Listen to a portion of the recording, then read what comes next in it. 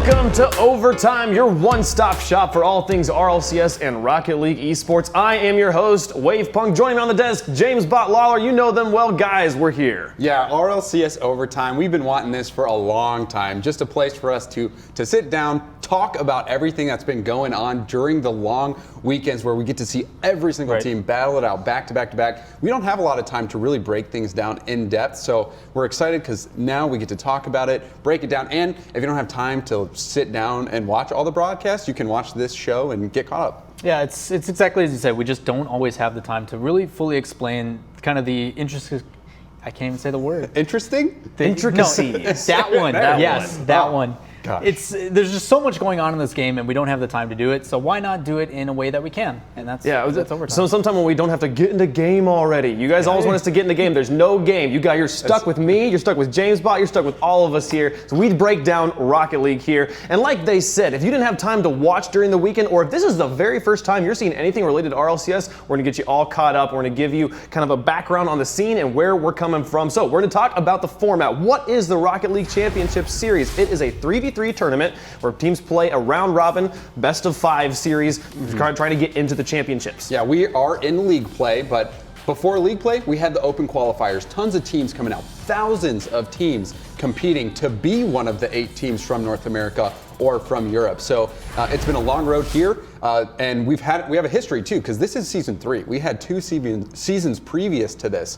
So yeah, we're gonna get everybody caught up. No, it's exactly like you said. Season 1 ended in Hollywood, season 2 in Amsterdam recently in last December. But season 3 has always heated up and started really quick. And I'm excited to get to break this down in a detail to where you guys understand, like, oh wow, I did miss something. So stay tuned. It's short and sweet, hopefully. Yeah. Hopefully, and it did start, as you said, starts with an open qualifier. Tens of thousands of players signed up to play, and we narrowed it down to 8 teams in Europe and 8 teams in North America. This year, for the first time, we're gonna have teams from OCE as well. We're excited, we'll get into more of that later. But these teams all gonna be competing for regional prize pools that give them berths into the world prize pool. We'll talk about the regional prize pools first though. First place gonna be taking home $10,000, all the way down to 6th place, which will be getting $6,000. Yeah, and again, this the whole goal for the regional championship, finish top 6 from league play. We're in week 1 of league play. We've got 5 weeks of league play. These teams really fighting so that they can finish in the top 6, because even if you come in as the 6th seed,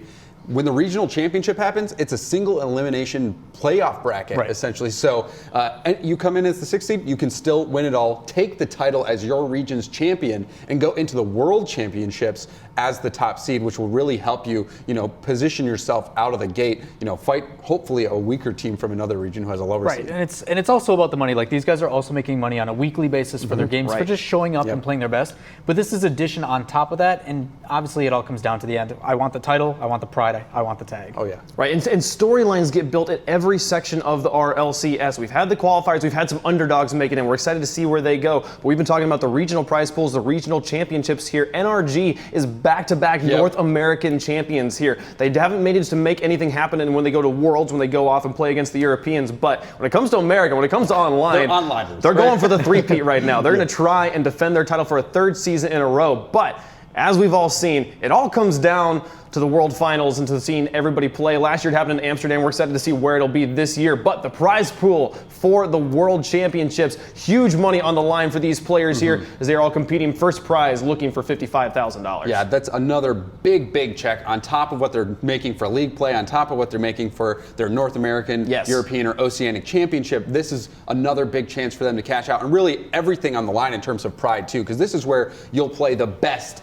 in the world. And you see now 9th and 10th spot on that prize pool graphic. That's because we've got a new region. We've got Oceania, which gets 2 of the 10 spots at the World Championship. So the first time ever where we'll see North America, Oceania, and Europe all go head-to-head in a live environment. No, it's exactly like you said. We've got 2 more teams coming in. It's going to change everything, which is exciting. It's something that these guys haven't yet faced, and that adversity just makes everybody better.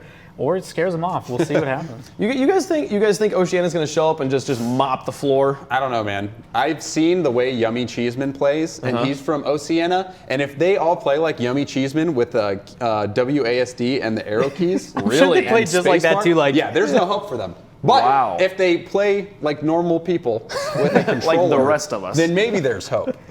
Yeah, I mean, I've seen and I've actually cast a couple of the Oceania tournaments, and they have talented players. Like mechanically, they're there, but they miss open nets a lot. So well, if they can get that under belt, I was actually I got Dumbo recently. He queues West servers, but they have insane ping on West servers. But they have to queue West servers because there's not as much population there. So once you get towards the top of the ladder, you have to just queue in West. So even with 200 ping, they're still really good. Like they're up at the top. So I just want to see how they perform in a live environment. It's going to be really exciting to see how they perform in a LAN environment. No ping, not having to play across the entire ocean. Well, I'm excited to see what those teams bring, but I'm also excited for the rest of our show. We've got a great show in store for you guys today. We're going to start off by catching you up on the roster changes that happened in the offseason in between seasons 2 and 3. Then we'll go into the recap of week 1. That just happened this past weekend. We'll get you caught up. Had a lot of upsets, lots of exciting stuff. Josh Watson from Psyonix is here, and we'll be doing an interview with him later on. And then we're going to have Gibbs and James Bach going at it head-to-head, debating topics and deciding